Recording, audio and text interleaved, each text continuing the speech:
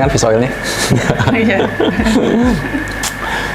Pemirsa dari channel, saya kali ini mau spill 4 suplemen yang bermanfaat untuk jantung dan pembuluh darah. Saya ingin spill 4 diantaranya. Dengarkan sampai habis.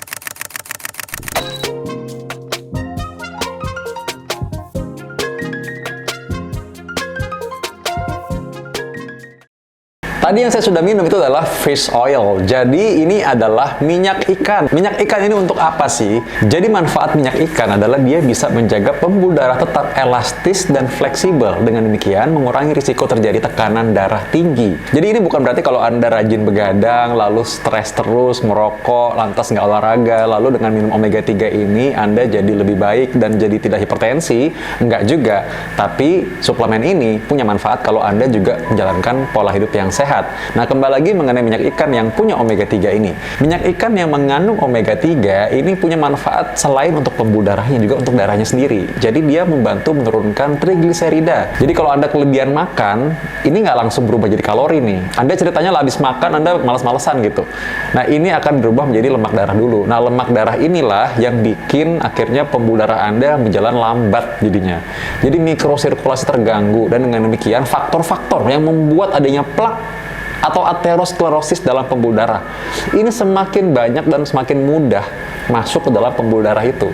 Nah, akibatnya terjadilah yang namanya plak aterosklerosis atau penyempitan pembuluh darah jantung. Kalau Anda mau tahu, serangan jantung itu awalnya dari plak ini. Jadi ini membuat Anda punya potensi serangan jantung lebih tinggi. Nah, manfaat dari minyak ikan adalah ini bisa mengurangi terjadinya penumpukan tersebut. Bisa mengurangi terjadinya kelebihan trigliserida. Jadi menurunkan kadar trigliserida yang berlebihan dalam darah. Kalau Anda periksa profil lipid, ada profil lipid lengkap. Dalamnya juga ada trigliserida. Batas normalnya 150. Jadi Anda coba lihat deh kadar trigliserida Anda berapa. TGL atau trigliserida. Nah, yang lain lagi adalah dia punya manfaat sedikit menurunkan LDL dan juga menaikkan HDL atau yang kita suka sebut sebagai kolesterol baik. Ya, walaupun secara prinsip memang dia bukan kolesterol ya, tapi dia adalah pengangkutnya. Tapi intinya supaya mudah, kita menyebutnya kolesterol baik itu HDL, kolesterol jahat itu LDL. Jadi kalau Anda berpikir bahwa Anda nih nggak mau minum obat, dan memang tidak semua kolesterol tinggi harus minum obat. Saya sudah pernah bikin penjelasannya sebelumnya ya. Anda bisa lihat video ini, Anda cek deh. Jadi supaya Anda juga bisa mendapatkan banyak manfaat dari channel ini, Anda sebaiknya subscribe dulu. Karena Anda bisa mengerti lebih banyak, dan Anda juga bisa terangkan kepada orang lain kan. Anda boleh share juga link berikut ini.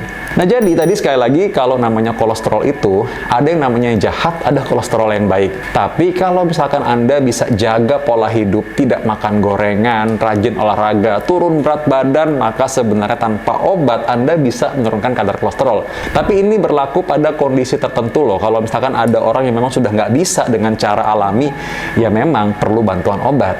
Ada juga orang yang sudah punya penyempitan pembuluh darah jantung, maka dia perlu obat untuk membantu dia. Karena bukan hanya efek turun kolesterol saja, tapi juga efek antiinflamasinya yang diperlukan. Jadi ini bisa juga sebagai suplemen tambahan untuk Anda yang mencoba menurunkan kolesterol.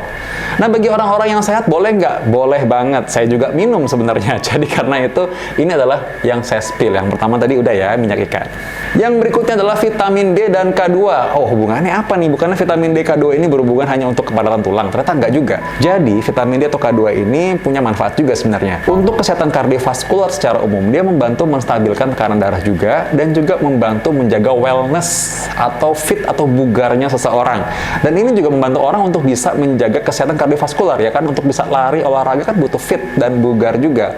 Tentunya selain efek menjaga imunitasnya. Jadi saya juga minum sih vitamin D dan K2. Kenapa sih orang bilang harus dicampur vitamin D dan K2 ini? Kenapa harus digabung? Memang karena ini ada manfaatnya. Dengan adanya K2, maka penyerapan vitamin D lebih optimal. Berikutnya yang diperlukan oleh jantung adalah efek antioksidan. Nah, ini sebagai perumpamaan adalah kalau misalkan terjadi polusi ataupun terjadi inflamasi, maka ada zat-zat yang sampah tidak diperlukan lagi. Ini dibereskan oleh antioksidan tersebut. Makanya kenapa kita perlu antioksidan. Bisa Anda dapatkan dari bahan-bahan alami juga, misalnya ada dari buah-buahan, grapes, atau biji-bijian. demikian. Tapi kalau Anda memang nggak sanggup makan hal seperti itu tiap hari, atau mungkin memang terlalu ribet untuk menyiapkannya. Tapi kalau Anda ingin pakai suplemen, maka sebenarnya juga bisa. Karena ada bahan-bahan alami sudah dibikin esensinya, dan ini dimasukkan dalam kapsul, jadinya jadi suplemen. Salah satu bahan yang bermanfaat adalah resveratrol. Ini isinya sebenarnya adalah bahan yang mirip anti-aging. Nah, kalau dengan ini memang kita mencegah penuaan atau kerusakan pembuluh darah. Dengan demikian juga bisa mengurangi kalsifikasi dan mengurangi peradangan pada pembuluh darah tersebut. Sebagai seorang yang berfokus pada pembuluh darah kaki, saya memang konsultan di bidang vaskular, saya sering memeriksa pembuluh darah kaki seseorang. Kadang-kadang tampak lebih tua dibandingkan seharusnya. Misalnya ada tampak seperti kalsifikasi atau penuaan. Dan bisa juga diukur dengan ABI pada orang-orang yang diabetes misalnya ya, itu bisa tampak bahwa terjadi kekakuan atau mungkin tidak lancar pada pembuluh darahnya. Nah, ini memang sebenarnya tanda-tanda dari peradangan juga yang dalam tahap yang lanjut. Nah, suplemen seperti ini bisa membantu memperlambat proses penuaan tersebut. Jadi, potensinya sebenarnya kita bisa memperlambat proses aging atau kerusakan pada pembuluh darah. Nah, salah satunya adalah resveratrol yang baru saya sebutkan tadi. Yang berikutnya adalah magnesium. Jadi, kalau Anda yang merasa sulit tidur kalau malam, kurang nyantai gitu, masih mau tidur merem, tapi ternyata masih banyak pikiran ya, jadi susah tidur, dan paginya bangun nggak segar. Nah, mungkin magnesium ini yang Anda butuhkan. Jadi suplemen magnesium ini membantu untuk mengurangi hormon stres. Ingat ya, bahwa pada sistem kardiovaskular, stres ini adalah salah satu faktor penyebab terjadinya kerusakan pembuluh darah dan jantung. Anda mungkin membutuhkan magnesium ini untuk mengurangi stres tersebut, mengurangi kejadian oksidasi pada pembuluh darah, mengurangi inflamasi, dan magnesium ini bisa menjadi suplemen yang baik untuk jantung dan pembuluh darah Anda. Magnesium juga membantu Anda supaya lebih rileks dan cukup istirahat.